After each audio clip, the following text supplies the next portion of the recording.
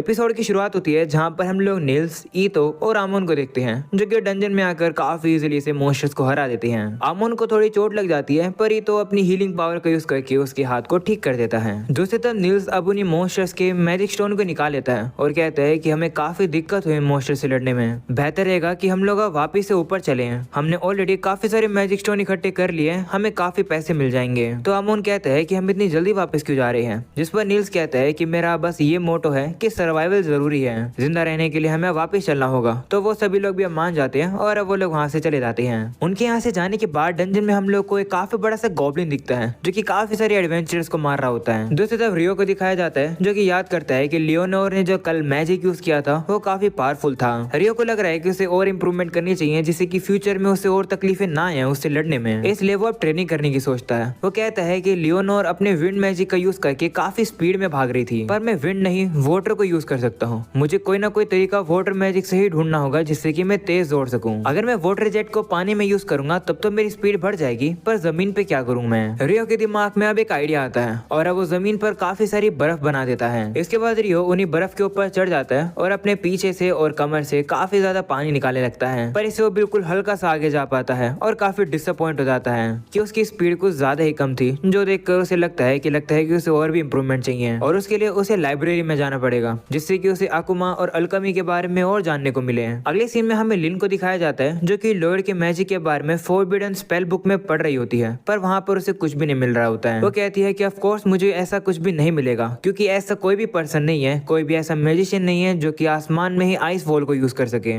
और आइस के spear use करके वाइवन के डिफेंस को हरा दे। मास्टर हिलियोरॉन तक ऐसा नहीं कर सकते हैं, ऐसा तो एम्पायर का सिर्फ इन्फर्नो मैजिशियन ही कर सकता है। ऐसा बोलकर वो वहाँ से जाने वाली होती है, पर तभी वहाँ पर वही लड़की आ जाती है जो कि रियो को पहले मिली थी। हमें पता चलता है कि इस लड़की का नाम सैरा है। सैरा लिन को जानती है और कहती है कि काफी समय बाद मिल रहे हैं, ये काफी रेयर है कि तुम यहाँ पर हो। तो लिन कहती है कि हाँ, दरअसल मैं कुछ ढूंढ रही थी पर वो मुझे मिला नहीं। वो उसे कहती है कि तुम रॉयल कैपिटल में गई हुई थी ना क्वेस्ट करने के लिए। तो सैरा कहती है हाँ, मैं बस अभी ही वापिस आई हूँ। सैरा कहती है कि माफ करना, मुझे अब जाना होगा। ऐसा बोलकर वो चली जाती है।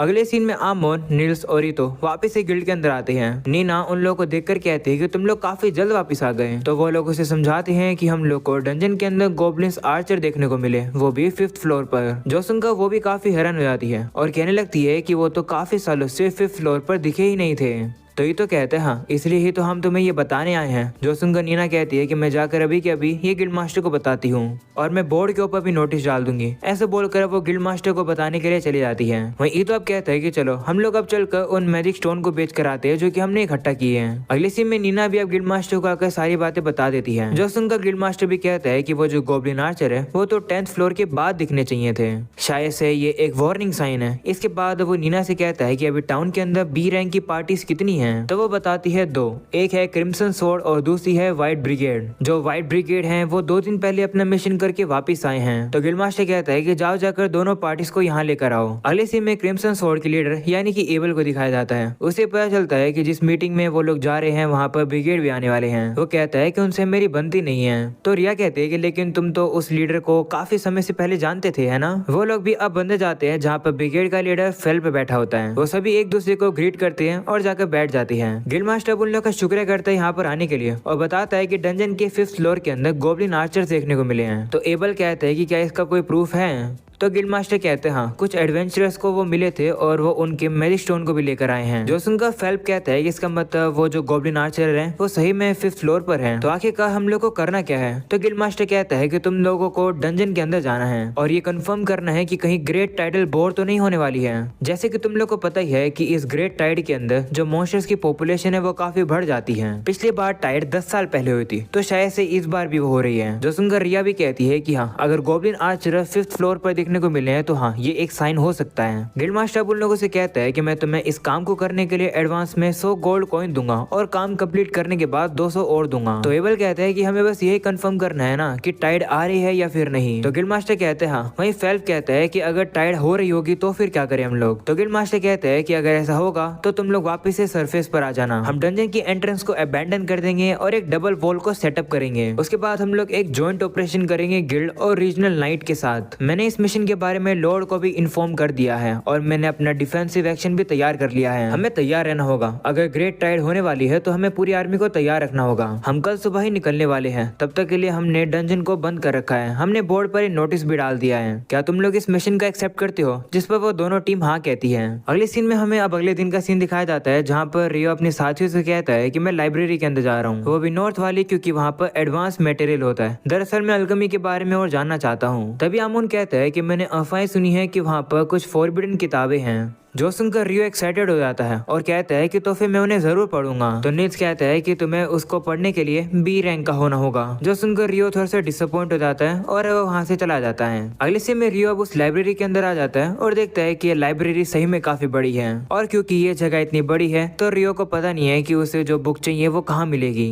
वो अब किताबें ढूंढने के लिए जाता ही है, पर तभी उसे वहाँ पर सैरा दिखती है जो की किताब पढ़ रही थी। वो दोनों ही अब एक दूसरे को देखकर काफी हैरान हो जाती है। अगले सीन में हम लोग को अब डंजन का सीन दिखाया जाता है जहाँ पर वो दोनों पार्टी अब तैयार है अंदर जाने के लिए। हमें पता चलता है कि बाहर भी एडवेंचरर्स खड़े हैं जस्ट इन केस मदद की जरूरत पड़े तो। गिल्ड मास्टर अब डंजन के अंदर जाने वाला होता है, पर तभी एबल को अब कुछ अजीब फीलिंग आने लगती है। वो अब गिल्ड मास्टर को रोकता है और कहता है कि लेन जरा अपनी पावर को यूज करके फर्स्ट लेयर को स्कैन करो। तो वो भी मान जाती है और अब अपनी पावर को यूज करके फर्स्ट लेयर को स्कैन करती है और अब उसे पता चलता है कि काफी 100 मॉन्स्टर्स एंट्रेंस पर ही खड़े हैं हमला करने के लिए। जो सुनकर वो लोग अब समझ जाते हैं कि ग्रेट टाइडल बोर अब सही में शुरू हो गई है। गिल्ड मास्टर सभी लोगों को पीछे होने के लिए कहता है। वो कहता है कि जाओ जाकर गिल्ड और नाइट को सारी बातें बताओ, मॉन्स्टर सब आने वाले हैं। इसके बाद वो लोग तैयार हो जाते हैं। अगले सीन में अब गिल्ड के अंदर भी अब बोर्ड पर नोटिस डाल दिया जाता है कि डंजन के अंदर कोई नहीं आएगा। तभी वहाँ पर एक बंदा आकर उन लोगों को बताता है कि ग्रेट टाइडल बोर शुरू हो गई है और मॉन्स्टर्स बाहर आने वाले हैं। सभी लोग तैयार होकर आ जाओ, हम लोग को उन मॉन्स्टर से लड़ना होगा। जो सुनकर आमोन, ईतो और नील्स और बाकी सभी लोग अब चले जाते हैं। अगले सीन में वापस से सैरा को दिखाया जाता है जो कि रियो से कहती है कि ये तो तुम हो, इसका मतलब है कि तुम एक लोकल एडवेंचरर हो। वो उसे हाथ मिलाकर कहती है कि मेरा नाम सैरा है। जिसके बाद वो उसे पूछती है कि तुम आके लाइब्रेरी में क्या आए हो, क्या तुम किसी चीज को ढूंढ रहे हो? तो रियो कहता है हाँ, मैं अल्केमी की बुक देखना चाहता हूँ, दरअसल मैं गोलम बनाना सीखना चाहता हूँ। जो सुनकर सैरा कहती है कि ये तो तुम्हारा काफी बड़ा गोल है, मुझे नहीं लगता कि गोलम से रिलेटेड तुम्हें यहाँ पर बुक मिलेगी। मेरे पीछे आओ, मैं तुम्हें बताती हूँ कि वो किताब कहाँ पर मिलेगी। मुझे इस जगह के बारे में चप्पा चप्पा पता है। जिसके बाद अब सैरा भी अब रियो को वो किताबें दिखाने ले जाती है। वहीं रियो अब उसे कहने लगता है कि तुम्हें कैल्फ हो ना, जिस पर वो कहती है हाँ, साथ में मैं एक एडवेंचरर भी हूँ तुम्हारी तरह। मैं एक बी रैंक की पार्टी के अंदर हूँ, मेरी पार्टी का नाम विंड है, वैसे मैं एक अकेली ही मेंबर हूँ। वहीं रियो कहता है कि मेरे दोस्त ने मुझे बताया था कि टाउन के अंदर सिर्फ एक ही एल्फ है, लगता है कि वो तुम ही हो। जिस पर सैरा कहती है हाँ, तुम्हें ऐसे इंसानों वाली जगह पर ज्यादा एल्फ देखने को नहीं मिलेंगे, पर अच्छी बात यह है कि यहाँ पर आने के बाद मैं तुमसे मिल पाई। ये सुनकर तो अब रियो भी शर्मा जाता है। जिसके बाद वो लोग किताब पढ़ने के लिए चले जाते हैं। अगले सीन में हमें दिखाया जाता है कि डंजन के सारे रास्ते बंद कर दिए जाते हैं और ऊपर से सभी एडवेंचरर्स तैयार है मॉन्स्टर से लड़ने के लिए। जिसके बाद अब सभी मॉन्स्टर्स अब मेन दरवाजा तोड़कर वहां पर आ जाते हैं। उन्हें देखकर अब सभी एडवेंचरर्स अब उनके ऊपर तीरों से हमला करने लगते हैं और काफी सारे मैजिक से भी। ऐसे करके वो काफी सारे मॉन्स्टर्स को अब हरा पाते हैं। कुछ लोग अब लड़ते लड़ते घायल भी हो जाते हैं, पर अब उन लोग को हील भी कर दिया जाता है। हम लोग अब देखते हैं कि यहाँ पर अब उनको ज्वाइन करने के लिए नाइट्स भी आ जाते हैं। इससे अब इंसानों की टीम अब और भी ज्यादा पावरफुल हो चुकी है और अब वो लोग मॉन्स्टर्स की बैंड बजा देते हैं। इतने सारे मॉन्स्टर्स को हराने के बाद भी मॉन्स्टर्स लगातार आते जाते हैं। जो देखकर गिल्ड मास्टर भी काफी हैरान हो जाता है, कहता है कि तो पिछली बार से ये बहुत ज्यादा हैं। काफी देर तक हमला करने के बाद वो देखते हैं कि उनके तीरें खत्म हो गई हैं, पर बाकी के जो छोटे एडवेंचरर्स हैं वो वेपन शॉप से काफी सारी तीरें ले आते हैं। वहीं एबल को तीर देने के लिए नील्स आता है। नील्स अब एबल को ये बताता है कि गिल्ड मास्टर ने मैसेज दिया है कि दरवाजे के पीछे एक काफी पावरफुल मॉन्स्टर खड़ा है, तो तैयार है ना। जिस पर एबल भी कहते हैं ठीक है। इसके बाद नील्स अब वहाँ पर तीरें छोड़कर चला जाता है और अब देखते देखते वो सभी लोग अब एक साथ मिलकर काम करते हैं और अब शाम तक वो उन सभी मॉन्स्टर्स को खत्म कर देते हैं। इसके बाद अब गिल्ड मास्टर के कहने पर वो सभी लोग अब नीचे आ जाते हैं और अब वहाँ पर जितने भी मॉन्स्टर्स बचे होते हैं वो जाकर उन्हें मार देते हैं। उन्हें हराने के बाद अब उन लोग के सामने अब एक गॉब्लिन जनरल आ जाता है और वो भी 3-3। ये देखकर सभी लोग अब समझ जाते हैं कि इनके पीछे इनका राजा जरूर होगा। एबल अब सभी से कहता है कि मैं और फेल्फ जाकर एक से लड़ेंगे और बाकी सभी लोग बाकी से लड़ना। इनका राजा आने से पहले हमें इन्हें खत्म करना ही होगा। जिसके बाद फेल्फ और एबल जाकर अब एक जनरल से लड़ने लगते हैं। वो लोग अब उसका हाथ भी काट देते हैं। पर तभी एबल को पता चलता है कि कुछ आ रहा है। वो अब सभी को नीचे झुकने के लिए कहता है। तभी हम देखते हैं कि वही गेट जहाँ से सही मॉन्स्टर्स आ रहे थे, वहाँ पर से एक काफी पावरफुल वेपन सा उड़ता हुआ आता है, जो कि जाकर उसी गॉब्लिन जनरल को लग जाता है, जिस वजह से वो जनरल तो एक ही बारी में खत्म हो जाता है। सभी को पता चलता है कि ये एक वेपन नहीं था, बल्कि एक एयर स्लैश का हमला था, जो कि काफी पावरफुल था। और ये हमला इस गॉब्लिन किंग ने किया था, जो कि वहाँ पर आ चुका है। एबल भी अब हैरान हो जाता है और कहता है कि ये किंग तो अपने जनरल को ही साथ में मार सकता है, वो भी हमारे साथ। ये तो एक मॉन्स्टर है। वहीं पर फेल्फ अपने भाले से उसके ऊपर हमला करता है, पर उसे कुछ भी नहीं होता है। वो देखते हैं कि वो जो गॉब्लिन किंग है वो उन पर भारी पड़ रहा है। पर तभी एबल को दिखाया जाता है, जो कि उस किंग से लड़ने के लिए सीधा आगे चला जाता है। वो किंग भी अब एयर स्लैश का हमला करता है, पर एबल एकदम से उसके अटैक को डॉज कर लेता है। और इस बार एबल अपनी कॉम्बैट स्किल को यूज करता है, जिससे कि अब उसकी तलवार और भी पावरफुल हो जाती है। इससे अब वो उस मॉन्स्टर को घायल कर देता है। पर वो मॉन्स्टर इतने में खत्म नहीं होता है। हमें पता चलता है कि एबल तो बस उस मॉन्स्टर को बिजी रखा हुआ था। इतने में ही लिन को समय मिल चुका है एक काफी पावरफुल स्पेल को बनाने का, जो कि है बुलेट रेन। वहीं अब एबल सामने से हट जाता है और अब वो पूरा हमला जाकर गॉब्लिन किंग को लगता है और अब वो खत्म हो जाता है। ये देखकर वहाँ पर सभी लोग काफी खुश हो जाते हैं कि वो लोग अब जीत गए। वहीं पर एबल और लिन का ये कारनामा देखकर अब फेल्फ कहता है कि मैं तुम लोगों से काफी इंप्रेस हुआ। दूसरे तो हम लोग को रियो को दिखाया जाता है, जो कि सैरा को बाय करके लाइब्रेरी से चला जाता है। अगले सीन में हम लोग अब देखते हैं कि सभी लोग अब पार्टी कर रहे हैं, क्योंकि उन लोगों ने सही मॉन्स्टर्स को जो खत्म कर दिया है। तभी रियो भी वहाँ पर पहुँचता है और अब वो ये सब कुछ देखकर काफी हैरान हो जाता है और सोचने लगता है कि ये क्या चल रहा है। दूसरी तरफ अब गिल्ड मास्टर को दिखाया जाता है, जो कि कह रहा होता है कि सभी लोग तो अब ड्रिंक करके मजे कर रहे होंगे, काश मैं भी कर पाता, पर मुझे काफी सारा काम पूरा करना है, जैसे रिपोर्ट वगैरह करना और साथ में बजट भी संभालना। और तो और रॉयल कैपिटल के रिसर्चर्स भी शायद यहाँ आने वाले हैं। अगले सीन में नील्स और बाकी सभी लोग रियो को समझाते हैं कि क्योंकि सभी लोगों ने ग्रेट टाइड को खत्म कर दिया, इसलिए सभी पार्टी कर रहे हैं। नील्स कहने लगता है कि एबल काफी कमाल का था, उसने गॉब्लिन किंग को काफी आराम से हरा दिया।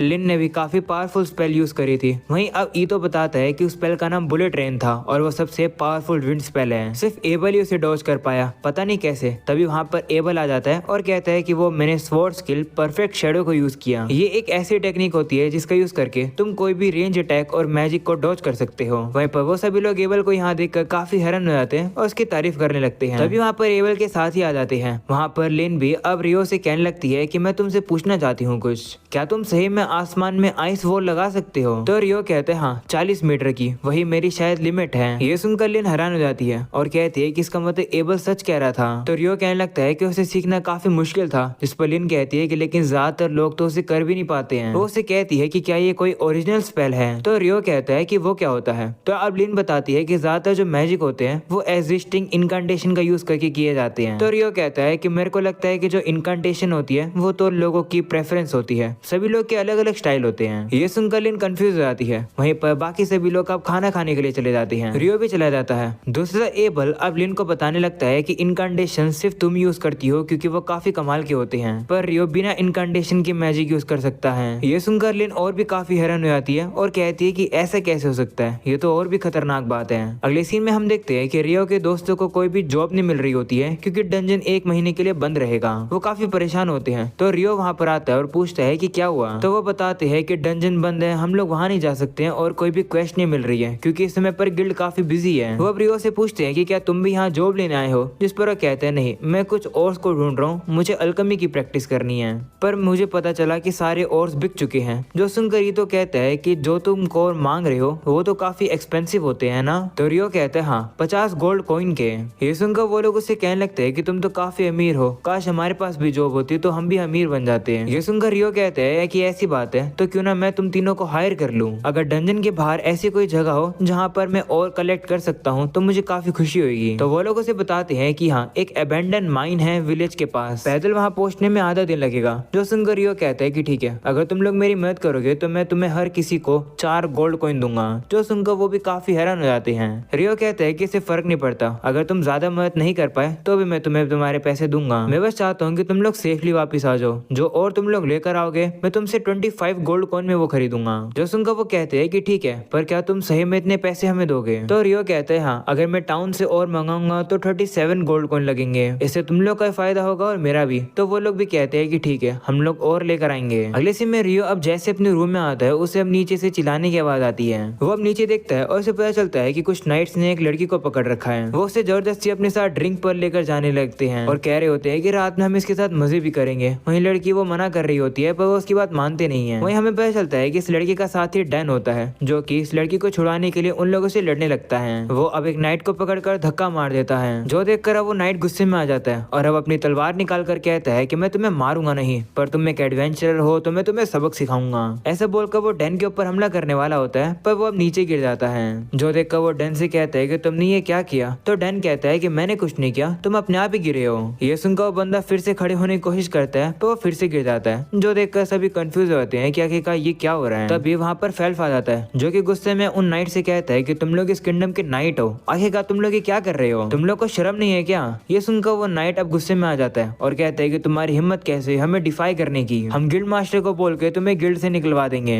तुम्हें पता होना चाहिए कि हम एक नाइट है। जिस पर फेल्फ कहता है कि अगर तुम एक नाइट हो तो एक नाइट की तरह बिहेव करो, भले मैं एक एडवेंचरर हूँ, मैं फिर भी इस किंगडम का एक नोबल मैन हूँ, मेरी फैमिली का नाम हेलन है। ये सुनकर सभी हैरान हो जाते हैं। उन्हें पता चलता है कि फेल्फ के जो फादर हैं वो पहले कमांडर रह चुके हैं रॉयल नाइट्स के अंदर, उनका नाम एलेक्सिस था। वहीं फेल्फ के कहने पर वो सभी लोग वहाँ से चले जाते हैं। इस चीज के लिए डैन और वो लड़की उसका शुक्रिया करते हैं। वहीं पर अब फेल्फ कहता है कि तुम काफी ब्रेव थे कि तुम यहाँ पर अपनी दोस्त को बचा रहे थे। इसके बाद वो वहाँ से चले जाते हैं। वहीं पर फेल्फ को पता चलता है कि रियो भी ये सब कुछ देख रहा था। फेल्फ भी अब उसे कहता है कि तुम्हारा नाम रियो है ना, दरअसल मैं व्हाइट ब्रिगेड का कैप्टन हूँ। एबल ने मुझे तुम्हारे बारे में बहुत बताया है, तुम्हारा मैजिक काफी इंटरेस्टिंग है। मैंने देखा कि किस तरीके से तुमने उस नाइट को रोका, तुमने अपने मैजिक का यूज करके उस नाइट को गिराया। अगर तुम ग्रेट टाइड को हमारे साथ ज्वाइन करते तो हम काफी इजीली जीत जाते हैं। तभी वहाँ पर फेल्फ के साथ ही आ जाती है जो कि उसे ले जाती है। वहीं उन लोग को वहाँ से जाता हुआ देख रियो कहने लगता है कि ये दोनों ही काफी पावरफुल हैं। अगले सीन में रियो अब खाना खा रहा होता है, तभी एबल उसके पास आ जाता है, जिसे देखकर रियो कहता है कि तुम तो अकेले आए हो। और समझ गया, मुझे लगता है कि तुम थोड़ी देर बाद जीबी रोड पर जाओगे, है ना। ये सुनकर एबल उसका मुंह बंद कर देता है और कहता है कि बेवकूफ कहीं की ऐसी बातें खुले में क्यों कर रहे हो। जो सुनकर रियो कहता है कि तुम्हारा रिएक्शन देखकर लगता है कि तुम इसके बारे में बात नहीं करना चाहते हो, लगता है कि तुम्हें कोई लड़की पसंद आ गई है, शायद से वो लिन है, तो थोड़े बहुत सतर्क रहना, वो थोड़ी सी खतरनाक सी है। तो एबल कहता है कि वो मेरे पीछे नहीं बल्कि वॉरेन के पीछे पड़ी है। जो सुनकर रियो कहता है कि इसका मतलब तुम रिया के अंदर इंटरेस्टेड हो। ये सुनकर एबल शर्मा जाता है और कहता है कि नहीं ऐसा नहीं है। ये रिएक्शन देखकर रियो कहता है कि तुम तो एक मिडिल स्कूल के बच्चे की तरह एक्टिंग कर रहे हो। जिस पर एबल कहता है कि ये मिडिल स्कूल क्या होता है। तो रियो कहता है कुछ नहीं, अब ये बताओ कि तुम अकेले क्यों हो। तो एबल कहता है कि तुम्हारे पास कुछ करने के लिए बेहतर नहीं है तो क्या तुम मेरी मदद कर सकते हो। तो रियो पूछता है कि किस चीज में। अगले सीन में वो लोग अब शहर में आ जाते हैं। एबल अब रियो को बताता है कि एक इन्वेस्टिगेटर आने वाला है जो कि मेरे जान पहचान का है। उसकी रखवाली के लिए उसके पास नाइट्स हैं, पर उनमें से कुछ नाइट काफी ज्यादा करप्टेड से हैं। वो आज रात भाग चुके हैं तो मुझे उन्हें लेकर आना पड़ेगा, इससे पहले वो कोई ट्रबल खड़ी करें। तभी रियो को वहाँ पर कुछ अजीब से लोग दिखते हैं जिन्होंने अपना चेहरा छिपा रखा था। वो लोग भी अब उन्हें देख लेते हैं और अब उन्हें देखकर वहाँ से चले जाते हैं। जो देखकर एबल और रियो को इन पर शक हो जाता है और अब वो उनके पीछे आ जाते हैं। एक गली में आने के बाद वो लोग अब उनके ऊपर हमला कर देते हैं, पर रियो उनके अटैक को काफी इजीली रोक लेता है। इसी तरह बाकी के लोग भी उनके ऊपर हमला करते हैं, पर रियो अपने आइस मैजिक का यूज करके सभी लोग को हरा देता है, वो भी एक ही बारी में। रियो अब कहने लगता है कि इन लोगों ने इतनी मेहनत करी थी हम लोग को यहाँ लाने के लिए और ये इतनी आराम से खत्म हो गए। तो एबल कहता है कि क्या ही करे, तुम इतने पावरफुल जो हो। तभी एबल देखता है कि इन लोगों ने कुछ नीचे गिरा दिया है, जिसे देखकर वो कहता है कि क्या ये एक अल्केमी का टूल है। तो रियो कहता है कि इसे मैं देख लूं क्या। जिस पर एबल कहता है नहीं, ये एक एविडेंस है, इसे मैं अपने पास रखूंगा। ये सुनकर रियो डिसअपॉइंट हो जाता है। अगले सीन में वो अब उन गुंडों को बांध देते हैं। एबल अब उन लोग के बैचेस को देखता है और उसे पता चलता है कि ये लोग जैक लेयर के सी रैंक के एडवेंचरर्स हैं। पता नहीं आखिरकार ये यहाँ पर क्या करे थे। एक काम करते हैं, इन्हें हम लोग टाउन के गार्ड्स के हवाले कर देते हैं, वो लोग ये पता लगा लेंगे। जिसके बाद वो लोग अब वहाँ से चले जाते हैं। अगले सीन में हम लोग को फेल्फ को दिखाया जाता है जो कि अलग ही रास्ते पर अकेले चल रहा था। तभी उसका पीछा करते करते वही नाइट्स आ जाते हैं। वहीं पर वही नाइट कहने लगता है कि आखिर इसकी हिम्मत कैसी मेरी बेइज्जती करने की, हम इसे छोड़ेंगे नहीं। ऐसा बोलकर वो फेल्फ के ऊपर हमला करने वाले होते हैं, पर तभी वो फील करते हैं कि ना ही अब वो हिल पा रहे हैं और ना ही कुछ बोल पा रहे हैं। उनकी गर्दन के पीछे एक निडल लगी हुई थी। तभी वहाँ पर अब फेल्फ की वही लड़की साथ ही आ जाती है जो कि एक इन्फर्नो की इनकांटेशन करती है और अब वो एक ही बार में उन सभी नाइट्स को जला देती है।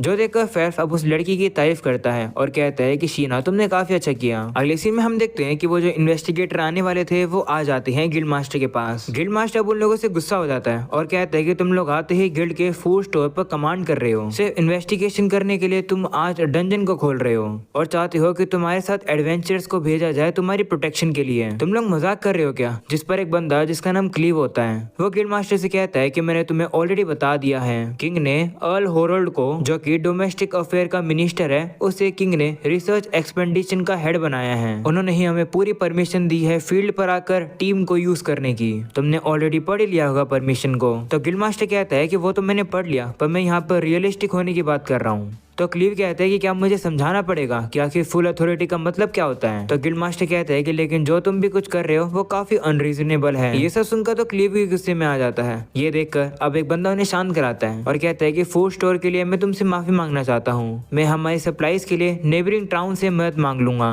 जिस पर क्लीव कहता है कि प्रोविजन के लिए तो ये मैटर सोल्व हो जाएगा, पर तुम्हें डंजन को खोलना ही पड़ेगा गिल्डमास्टर। तो अब गिल्डमास्टर को उनकी बात माननी पड़ती है। वो कहते हैं ठीक है, मैं खोल दूंगा डंजन को, पर अगर कुछ होता है तो इस टाउन की एडवेंचरर और एडवेंचरर गिल्ड बिल्कुल भी रिस्पॉन्सिबल नहीं होंगे। अगर तुम्हें यह शर्त मंजूर नहीं है तो डंजन बंद रहेगा। तब उन लोगों को गिल्डमास्टर की शर्त को अब एक्सेप्ट करना पड़ता है। वो बंदा भी अब कहने लगता है कि एडवेंचरर्स जाएंगे या फिर नहीं, जिस पर गिल्डमास्टर कहता है कि वो तो उन्हीं पर ही डिपेंड करता है, पर फिर भी मैं आपको बता दूं वहाँ पर खतरा हो सकता है डंजन के अंदर, प्लीज सावधान होकर रहना। अगले सीन में अब रियो को दिखाया जाता है जो कि अब कहीं जा रहा था, पर तभी उसे वहाँ पर एक लड़की मिलती है जो कि उसे कहती है कि तुम एक एडवेंचरर हो ना, मैं चाहती हूँ कि तुम मुझे जल्दी से जल्दी एडवेंचर गिल्ड के अंदर लेकर चलो, मुझे वहाँ पर एक लेटर डिलीवर करना है। तो रियो भी अब उसे अब गिल्ड के अंदर ले आता है, जहाँ वो लड़की अब एबल को प्रोफेसर हिलेरियन का एक लेटर देती है। एबल अब उस लेटर को पढ़ता है और कहता है कि इसमें लिखा है कि हम लोग इन्वेस्टिगेटर्स को सपोर्ट करें जब वो डंजन में जाएंगे तब। जिस पर रियो कहता है कि मुझे तो लगा था कि डंजन को बंद कर दिया गया था। तो एबल कहता है कि हाँ, जरूर से कोई पावरफुल लोग आए होंगे जिन्होंने डंजन को खुलवा दिया। वैसे सही बताऊं तो वो डंजन काफी खतरनाक है। काफी सालों पहले एक ए रैंक की पार्टी उसमें गई थी, पर वो कभी वापस नहीं आई। उस पार्टी का जो लीडर था वो एक सुपर ह्यूमन था जिसका एस रैंक था, पर वो तो वापस नहीं आया। तो इसलिए किसी को भी नहीं पता है कि ग्रेट टाइड के बाद डंजन में क्या चल रहा है। जिस पर रियो कहता है कि स्मार्ट तो यही रहेगा कि डंजन से दूर रहा जाए। वैसे मुझे भूख लग रही है, मैं खाना खाने जा रहा हूँ। ऐसा बोलकर रियो वहाँ से चला जाता है। इसके बाद हम नटालिया उन लोगों को अपना नाम बताती है। उसका नाम सुनकर लिन उससे कहती है कि तुम तो उसी फैमिली से हो ना जिसके अंदर ग्रेट वाटर मैजिशियंस हैं। तो वो कहती है हाँ। जिस पर लिन कहती है कि क्या तुमने कभी एक ऐसे कास्टे के बारे में सुना है जो कि आइस फॉल को काफी डिस्टेंस से बना सके, वो भी आसमान में। जिस पर नटालिया कहती है कि नहीं, कभी भी मैंने ऐसे मैजिक के बारे में नहीं सुना। वह ये सुनकर एबल अब लिन से कहता है कि तुम अभी भी रियो के पीछे पड़ी हुई हो क्या। जिस पर वो कहती है कि कोई भी मैजिशियन अगर रियो की बात सुनेगा तो वो तो इंटरेस्टेड होगा ही ना। वह ये सुनकर नटालिया कहती है कि क्या तुम ये कह रहे हो कि ऐसा मैजिक सही में एग्जिस्ट करता है। तो रिया बताती है हाँ, जो अभी भी रियो यहाँ से गया है वो ऐसा कर सकता है। जो सुनकर नटालिया हैरान हो जाती है और कहती है कि विश्वास करना मुश्किल है। जिस पर एबल भी कहता है कि हाँ, विश्वास करना मुश्किल तो है। ऐसा बोलकर वो अपनी पार्टी से कहता है कि मैं तुम लोग को अब बता दूं अच्छे से कि तुम में से कोई भी रियो से लड़ाई मत करना। मुझे लगता है कि अगर हम चारों मिलकर भी उससे लड़ेंगे तो भी हम उसे नहीं हरा पाएंगे। अगर वो तुम्हारे कभी खिलाफ होता है तो बस गिव अप कर देना या फिर सरेंडर। वो एक अच्छा पर्सन है तो वो तुम्हें जान से मारेगा नहीं। अच्छे से ये बात याद रखना, ये तुम्हारे पार्टी के लीडर का एक ऑर्डर है। तो वो लोग भी कहते ठीक है। इसके बाद एबल अब नटालिया से भी कहता है कि अगर तुम्हें कभी भी मदद की जरूरत पड़े और अगर तुम हमें ना ढूंढ पाओ तो रियो की मदद मांग लेना। रियो एडवेंचर लॉज के रूम नंबर 10 में रहता है या फिर वो तुम्हें लाइब्रेरी में मिलेगा। तो नटालिया भी कहती है ठीक है, मैं समझ गई। इसके बाद अब अगले सीन में हम लोग अब देखते हैं कि वो सभी लोग अब डंजन में अंदर जाने के लिए तैयार हैं। वहीं एबल के पास अब वही इन्वेस्टिगेटर आते हैं, शायद से यही एबल के मास्टर भी हैं। वो उन लोग को बताते हैं कि ये रेजिडुअल माना डिटेक्टर है। ये एनवायरमेंट में जितने भी माना होंगे उन्हें ट्रेस कर लेगा। जो कुछ भी ये डिटेक्ट करेगा सारा डाटा एनालिसिस टीम के पास चला जाएगा जो कि टेंट में है। ये सुनकर एबल हैरान हो जाता है और कहता है कि अल्केमी कितनी कमाल की है, क्या ही चीज क्रिएट कर दी। मेरे एक दोस्त को ये काफी पसंद आएगा। वो यहाँ पर रियो की बात कर रहा है। जोसन का वो बंदा कहता है कि तुम्हारे भी दोस्त है क्या। जिस पर एबल कहता है कि हाँ। जोसन का वो बंदा खुश हो जाता है और कहता है कि अच्छा है कि तुम एक एडवेंचरर बने। इसके बाद वो लोग बंदे जाने वाले हैं। उन लोगों ने डिसाइड किया है कि वो आज सिर्फ 3rd लेयर तक ही जाएंगे। अगले सीन में हम लोग अब देखते हैं कि निल्स और उसके साथी रियो के लिए 2 और को लेकर आए हैं, जिनके लिए रियो उनके काफी सारे पैसे देता है। वहीं ईतो कहने लगता है कि मैं काफी सरप्राइज हूँ कि डंजन को काफी जल्दी से फिर से खोल दिया। तो रियो कहता है हाँ, बुरी बात यह है कि सिर्फ डी रैंक वाले और उससे ऊपर रैंक वाले ही उसमें जा सकते हैं। जो सुनकर रामोन कहता है कि उसमें हम तो नहीं आते हैं। वहीं रियो कहता है कि कल वो लोग सारी सिचुएशन के बारे में बात करेंगे ही, तो हम लोग को वहाँ चलना चाहिए। अगले सीन में अब वापस से डंजन का सीन दिखाया जाता है। एबल कहता है कि हम लोग को इस डंजन में आए हुए 3 दिन हो चुके हैं। हम लोगों ने 7 लेयर पार कर दिया पर हमें कुछ भी नहीं मिला और एक मॉन्स्टर तक नहीं मिला। वहीं पर अब वही बंदा बताता है कि सरफेस टीम भी हमारी रीडिंग को रिव्यू कर रही है पर उन्हें भी कुछ नहीं मिला। इसका मतलब है कि हमें और अंदर जाना होगा। तभी वो लोग वहाँ पर रॉयल सेंट्रल यूनिवर्सिटी के लोगों को देखते हैं। उन्हें देखकर रेबल कहता है कि ये तो कहीं जल्दबाजी में जा रहे हैं। तो रिया बताती है कि इन लोगों को ऐसा लगता है कि जो ग्रेट टाइडल बोर हुई थी वो सारे मोस्टर 38th लेयर के थे, तो आई थिंक ये वहीं जा रहे हैं। मेरे ये पुराने कोवर्कर ने मुझे बताया। जिस पर रेबल कहता है कि तुम्हारा कोवर्कर यानी कि जब तुम रॉयल सेंट्रल के टेंपल में प्रीस्टेस तब के दोस्त आखिरकार इतनी इंपॉर्टेंट चीज वो शेयर कैसे कर रहे हैं। जिस पर रिया कहती है कि बस ऐसे ही। अगले सीन में हम गिल्ड मास्टर को दिखाया जाता है। वो सभी को बताता है कि जो ई और एफ रैंक की पार्टी है वो इन्वेस्टिगेशन टीम में नहीं जाएगी। तुम लोग को दूसरा काम दिया जाएगा, जैसे कि हम लोग को दूसरे टाउन से खाना लाना पड़ रहा है। तो जो खाना ला रहे हैं उन लोग को सिक्योरिटी की जरूरत है। व्हाइट ब्रिगेड उन्हें ऑलरेडी सिक्योरिटी दे रही है, पर हम लोग को और भी लोगों की जरूरत है। तो अगर कोई मदद करना चाहता हो तो बता देना, और अगर किसी की कोई क्वेश्चन हो तो वो भी बता देना। तो रियो कहता है कि मुझे कुछ पूछना है। मैंने सुना कि ग्रेट टाइड बोर के अंदर मॉन्स्टर्स के मैजिक स्टोन को रिकवर किया गया, तो मैं जानना चाहता हूँ कि उन मैजिक स्टोन का कलर क्या था। तो गिल्ड मास्टर कहता है कि तुम तो काफी तेज हो। वो अब रियो को बताता है कि सभी मैजिक स्टोन का कलर जो कि ग्रेट टाइडल बोर से मिले उन सभी का कलर पेल था, यानी कि थोड़ा सा लाइट सा। गॉब्लिन किंग और गॉब्लिन जनरल का भी यही कलर था। अगले सीन में वापस से डंजन का सीन दिखाया जाता है, जहाँ पे वो सभी लोग एक अलग सी जगह पर आ चुके हैं। उन लोगों को एक काफी बड़ा गेट सा दिख रहा होता है। उन लोगों को लगता है कि ये जो जगह है ये उन्हें दूसरी जगह से कनेक्ट कर रही है। उन लोग को यहाँ पर कुछ न कुछ गड़बड़ लगती है, इसलिए वो अपने इक्विपमेंट्स को तैयार करते हैं और यहाँ पे इन्वेस्टिगेशन करना शुरू कर देते हैं। जैसे ही वो सभी लोग अपना एक्सपेरिमेंट शुरू करते हैं तभी अचानक से वो सभी लोग अब कहीं और ही टेलीपोर्ट हो जाते हैं। एबल और बाकी सभी लोग भी टेलीपोर्ट हो चुके हैं। इन सब के बारे में अब एनालिसिस टीम को पता चलता है। वहाँ पर नटालिया बैठी हुई थी, उससे पता चलता है कि वहाँ पर जितने भी लोग हैं उन सभी की रीडिंग गायब हो चुकी है, जो देखकर वो काफी हैरान हो जाती है। और अब इसी के साथ ये एपिसोड यहीं खत्म हो जाता है। उम्मीद है कि तुम लोग को ये एपिसोड पसंद आया होगा। पसंद आया हो तो लाइक कर देना, चैनल पर नहीं हो तो सब्सक्राइब भी कर देना। मिलते हैं नेक्स्ट वीडियो के अंदर, तब तक के लिए बाय बाय।